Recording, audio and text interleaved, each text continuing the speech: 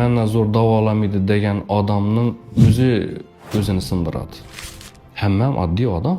Keladigan kasallar masalan Instagramdan ko'rib kelib turibdi, yo masalan kimnidir lechini aytamiz, shu yaxshi bo'lgandan keyin qarindoshina taklif etadi, ko'ngilchisini aytadi, shu doktor rezultat berdi. Bu ikkinchi keladigan odam rezultat berib bilamagan, yo'qmagan deb ishonchsizlik bilan keladi. Shu narsa eng katta omil.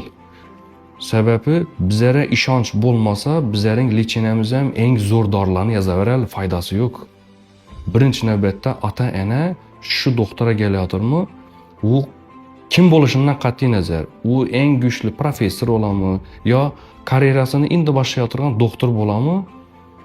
Ishonch bo'lsa, bir dona masalan ichiga yetib turgan bolaga o'rsa suvni yozib beradi. Oddiy doktor. Lekin shunga ishonish kerak. Men 100% garantiya beraman, avvalambor Xudo ana shu bola yaxshi bo'ladi. Sen akademik bo'l, eng qimmat dorini yoz, sen to'g'ri yo'nalishdasan, opaning ham, akaning ham sana ishonchi yo'q.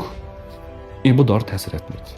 Birinchi navbatda menga ildima keladigan odam menga ishonch bildirib kelsa, menga ixlos etib keladigan bo'lsa, avvalambor Xudo bolasini shifo topadi. Tushuntirib bildimmi?